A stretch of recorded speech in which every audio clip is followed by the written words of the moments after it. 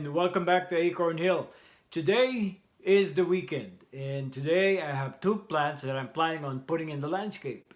Roses and more hellebores, believe it or not. Wanted to show you a section of our garden on the elevated part of what we renovated a year and a half ago. Three very healthy, it came up to three very healthy rose bushes. They were supposed to be pink, light pink floribundas, and one led to the other, and I think I got the wrong rose color, and now I ended up having a big blob of red rose.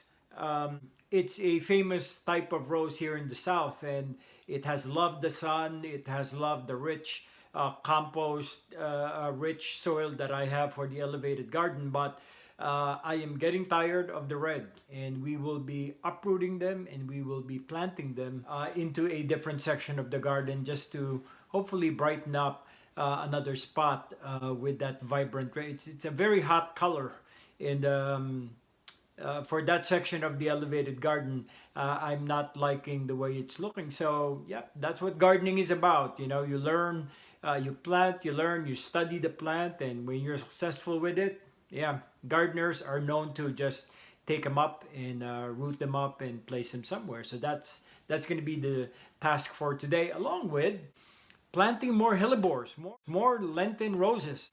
And so the spot I originally planted, the other three or four that I did for another video, which incidentally I will be putting a link to those of you who are interested in watching it. Today we'll be planting more. We're going to add more to this garden bed. So it's the weekend. We'll have 2 days of sun. Let's go to the garden.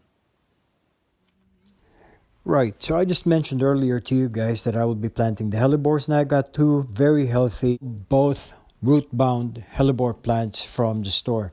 And on this front garden bed, it's a garden bed that I created 3 years ago, and now it's time for me to place more hellebores under this big tree that we have in front of the house.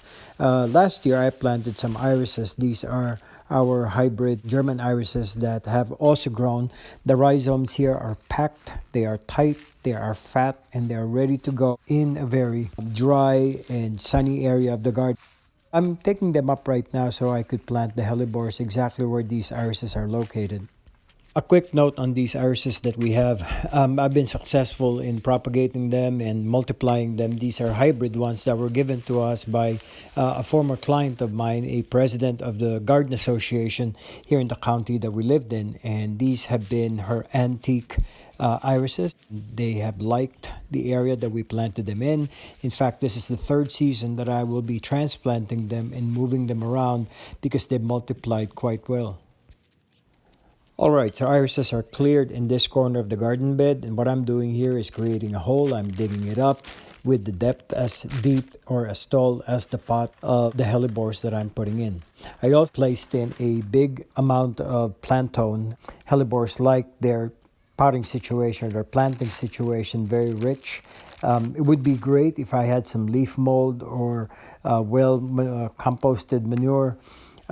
Because these are hungry plants. They are thirsty and hungry plants, and they will benefit a lot from good nutrition that you put in the ground. As you can see from the clip, and as I mentioned earlier, this pot of hellebore is very much root bound. What I did earlier was squeezed in the plastic pot in order to release the root ball of the plant, and now I'm just jabbing it with my trowel. Not hurting the plant, but what I'm doing is cutting away some of the roots that have circled in and around itself within the pot. That won't hurt the plant. It will actually promote more rootlets and more feeder roots to develop as it gets situated more in its planting hole.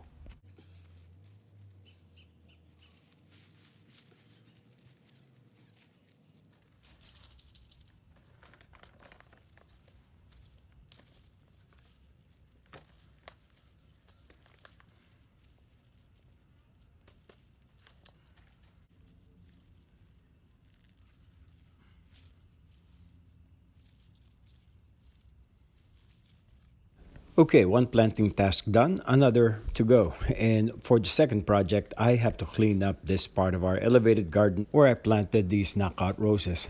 Knockout roses are known in the South. They are famously planted by many a gardener. Our elevated garden is close to 130 feet. There's the one side of the garden that will contain perennials, herbaceous, and woody perennials, and also some bulbs, which I've already started developing last year. And another side that I'm planning on developing this year that will contain all shrubs, perennials, and evergreens. But in any case, when I got these two bare root roses, the packaging says that it is pink, and even the picture on the box says that it's pink. And but lo and behold, I got two big blobs of red. These are prolific roses that grow in the south. They like the heat. They love getting trimmed and pruned. But a big blob of red really doesn't set off the distinctive signature blue Tuscan pot that we have. This rose bush grew massively last year, measuring 7 feet tall and about 9 feet wide. And this year, it's really gonna come out. Plan of attack: trim them first. There was also a vine that grew right on top of it that became a wild weed. This is a 2-day project that started with simple pruning, removing those little branches, and then hard pruning, taking off the medium to the big ones, and then finally uprooting it. Now, uprooting this because it grew for 2 to 3 years in very rich soil. It was really hard. I had to wrestle this thing down, but in the end, after 2 hours, I was able to remove two big root balls that have grown into the rich soil behind the retaining wall.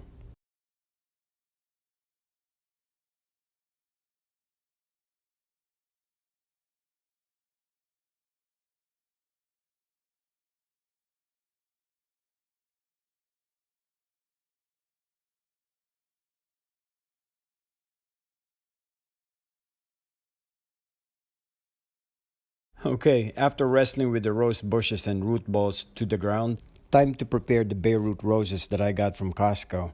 Now, over at Costco, they were selling these Waiheke Grandiflora roses. These are bare root roses that come as a pair in a box for $12.99. That is a big deal. That's a good deal. This rose's color range from a mild red to an apricot to a peachy tint right along the edge of the petals, not the harsh bright red that we have that's saturating this part of the garden. Had to prepare them by removing them from the packaging. The packaging usually has a sleeve.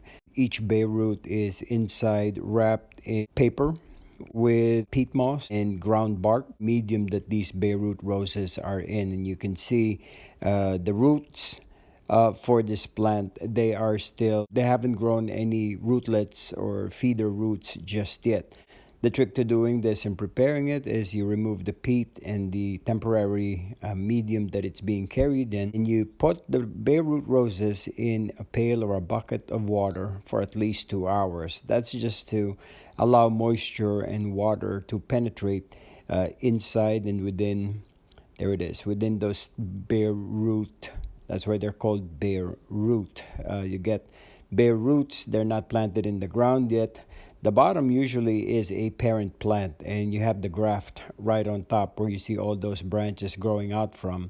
By the way, on the clip, you see that it's a sunny day. It's slowly warming up here in North Carolina the day I planted these roses, but still very cold enough that we can start getting them being in the ground. The ground is still cold, and but it slowly will warm up, which will also coincide with the feeder roots and the other growth that will happen below the ground with these roses.